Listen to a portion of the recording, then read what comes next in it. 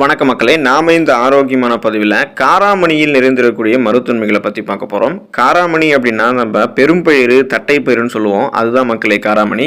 காராமணியில் calcium, இரும்புச்சத்து, செம்புச்சத்து, manganese, phosphorus, magnesium ஆகியவை அதிகளவும், selenium, துத்தநாகம், பொட்டாசியம் ஆகிய ஊட்டச்சத்துக்களும் இருக்குது. பயோசனின் என்ற பைட்டோ நியூட்ரியன் காராமணியில் காணப்படுது. மேலும் காராமணியில் கார்போஹைட்ரேட், புரதச்சத்து, நார்சத்தும் ஆகியவையும் அதிகமாக இருக்குது.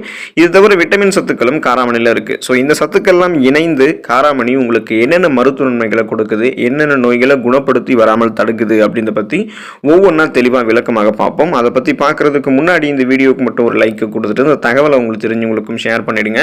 ஏன்னா இது அவங்களுக்கும் பயனுள்ளதாக இருக்கக்கூடிய ஒரு ஆரோக்கியமான பதிவு தான். இது போன்ற அப்டேட்ஸ்கள் நீங்கள் தொடர்ந்து பார்க்குறதுக்கு நம்மளுடைய ஹெல்த் நியூஸ் தமிழ் சேனலை மறக்காமல் சப்ஸ்கிரைப் பண்ணிவிட்டு பக்கத்தில் இருக்கக்கூடிய பெல் பட்டனையும் கிளிக் பண்ணி ஆல் அப்படின்ற ஆப்ஷனையும் செட் பண்ணி வச்சுக்கிட்டீங்க அப்படின்னா நான் போடக்கூடிய எல்லா அப்டேட்ஸும் உங்களுக்கு நோட்டிஃபிகேஷனோட அடிக்கடி வந்து சேரும். சரி வாங்க மக்களே, இப்போ வீடியோக்குள்ள போயிடலாம். ஜீரண சக்தி அதிகரிக்கிறதுக்கு நம்ம காராமணி எடுத்துக்கலாம். காராமணியானது ஃபைபர் என்று சொல்லக்கூடிய நார்சத்தை அதிகமாக கொண்டிருக்கு. எனவே ஜீரண சக்தியை காராமணி அதிகப்படுத்துவதோட சீரற்ற குடல் இயக்கம், மலச்சிக்கல், வயிற்றுப்போக்கு உள்ளிட்ட பிரச்சனைகளையும் காராமணி ஏற்படாமல் தடுக்கும்.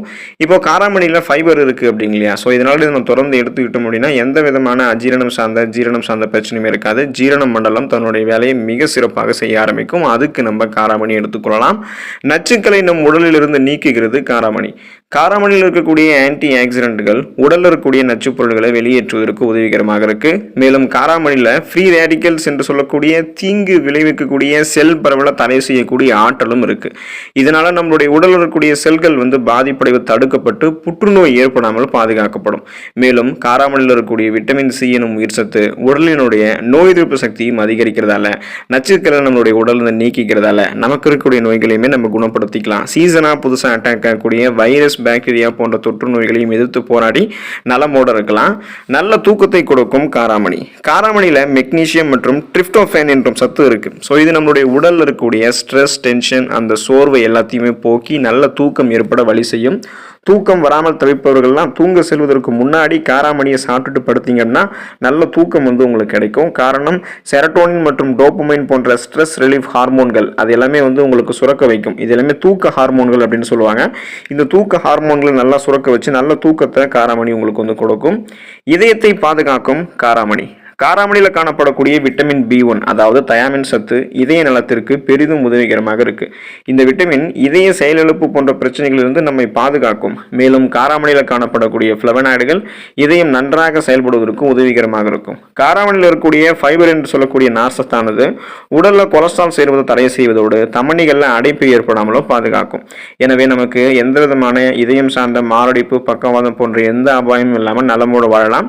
காரணம், நம்ம சாப்பிடக்கூடிய காராமணி என்ன பண்ணும் அப்படின்னா நம்மளுடைய உடலில் இருக்கக்கூடிய தீங்கு விளையக்கூடிய கொலஸ்ட்ரால்கள், அந்த கொழுப்பு எல்லாம் வெளியேற்றிட்டு நல்ல வளமான கொழுப்பை மட்டும் வைக்கிறதால இதயம் சார்ந்த பிரச்சனைகள் எதுவும் ஏற்படாமல் இதயம் நமக்கு ஆரோக்கியமாக இருக்கும்.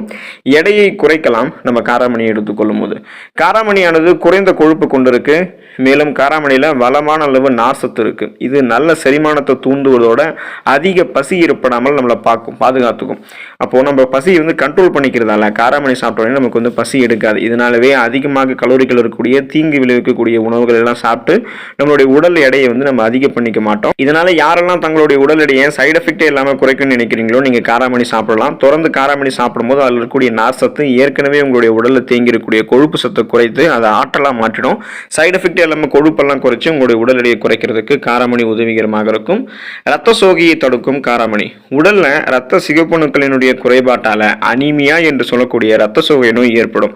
காராமணியில் இருக்கக்கூடிய இரும்பு சத்து உங்களுக்கு கிடைக்க ஆரம்பிக்கும் போது, இந்த இரும்பு சத்து கிடைச்சது அப்படின்னா ரத்த சிகப்பு அணுக்கள், அந்த ரெட் பிளட் செல்ஸோட எண்ணிக்கையை அதிகரிக்க ஆரம்பிக்கும்.